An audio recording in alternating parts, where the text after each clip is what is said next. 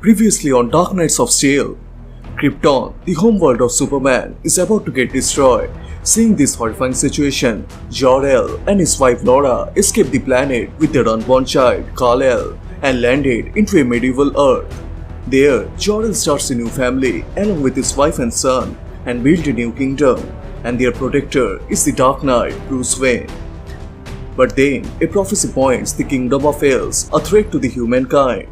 As a result, King Jefferson kills Jor-El by the hands of this world's Oliver Queen. Driven by the revenge for the death of her father, Zala Jor-El goes on a killing spree and murders both King Jefferson and his son Jacob. This triggers a war between two kingdoms. Meanwhile, Bruce discovers a glowing chunk of kryptonite and delivers that to Kal-El, and also he struggles to tell him that this rock is weakening him. And also, they are brothers, as he is the son of Jor-El and Martha Wayne.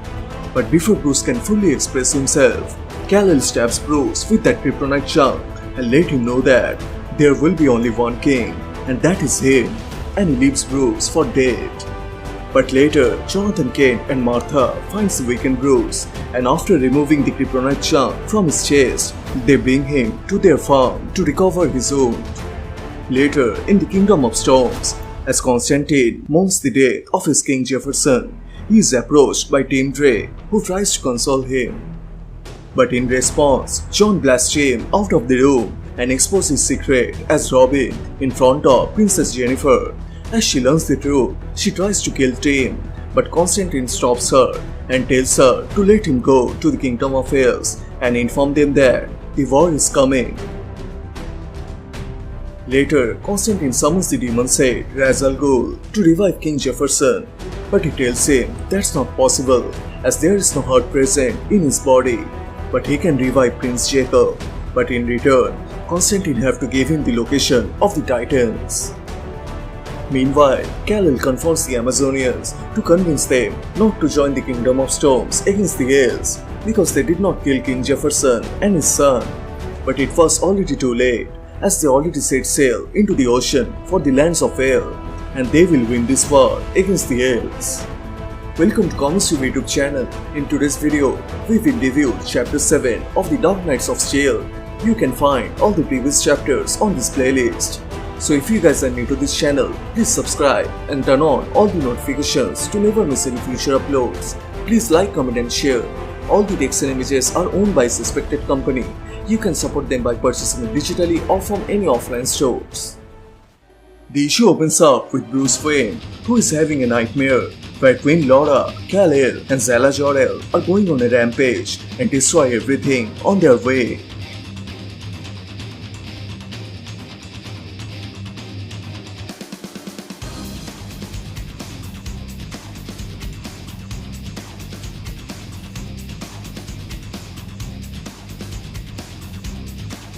In that dream, Diana tries to stop them, but Zala kills her without any hesitation.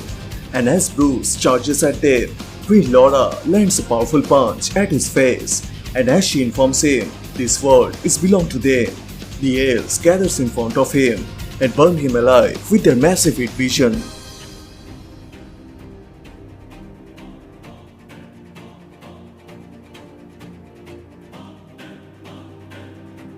As Bruce wakes up from his nightmare, the Kane family arrive in front of him to calm him down. But right at that time, Raven shows up and let them know that Bruce is dying as something inside him is poisoning his body. Meanwhile, Ra's al Ghul successfully revives Prince Jacob and brings him in front of Constantine. But Ra's also tells them that Jacob cannot go to public as everyone witnessed his death, and that will cause a major problem to Jacob. Then Constantine comforts Jacob by promising him that he will help him to bring down the Kingdom of Hells.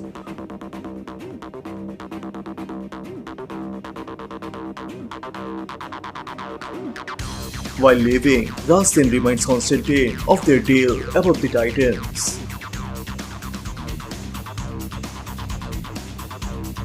In the next morning, as Bruce wakes up, he sees Raven in front of him and as he tries to warn him to get away from him, Jonathan informs him that It was actually Raven who saved his life from that kryptonite poison. Then Cyborg and Starfire appear and reveal that they have voted whether to save Bruce's life or not, because what he have done to the public like them, he should feel lucky that Raven did not let him die. And now as they know that he is like them, it made them sick.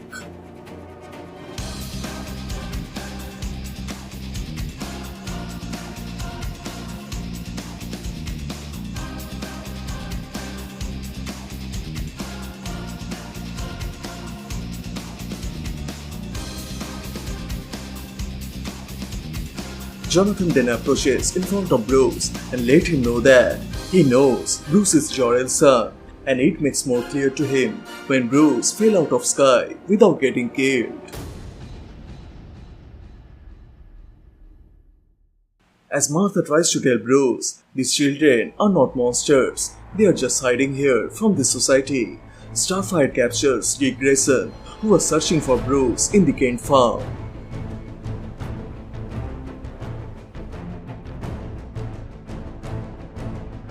As Jake asks him if he's been kidnapped by these demons, Bruce apologizes to the Titans for calling them demons because all of them are opening Bruce's eyes about how he badly treated people with special powers because he's starting to feel like them as he's like an alien in his own world.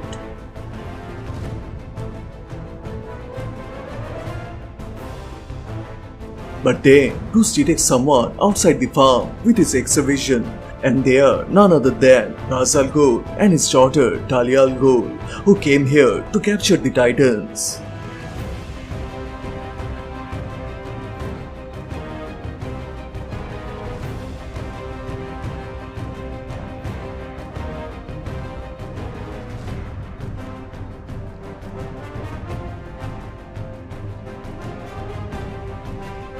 Bruce then puts on his armor and approaches in front of them and wants them to go back to their own place, as the League of Shadows don't have the permission to land on the Kingdom of Hells. Now to get the Titans, Ra's then summons the Trigan and attacks along with his demon ninja army.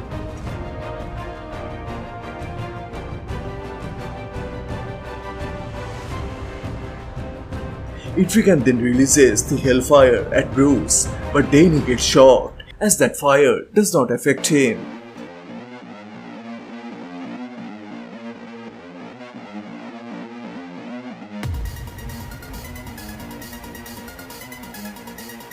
But despite having the Kryptonian power, Bruce still struggles against Trigan.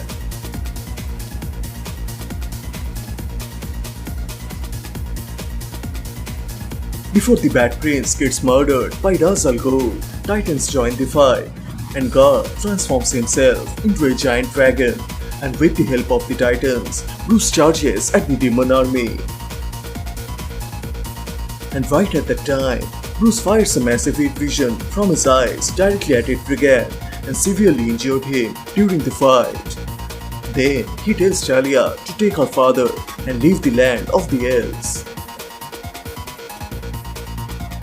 As Talia leaves the place, Dick then reveals to everyone that King Jefferson is dead and his daughter has declared war against the elves, and they are not alone, as the Amazonians also helping her to win the war against the Kingdom of Elves. Bruce then tells Dick that he will not return after what Kal-El did to him, but then Jonathan and Martha reveal that they once took a child like Bruce who belongs from two worlds, the son of a man from the land and a woman from the seas, and according to them, that child was Arthur Curry, the Aquaman of this world, and their love and empathy helped him to become a great king of the ocean. And they believe that Bruce is not a monster, he has a great power and he must use it to save the humanity. And as Jonathan inspires Bruce to get united with the elves against this upcoming war, the Chapter 7 of Dark Knights of Steel comes to a close. So which part you like the most? Please share your thoughts on the comment section down below, and also please subscribe as this will motivate me to make more contents. Thank you so much for watching. Everyone stay safe and I'll see you guys in the next one. Bye.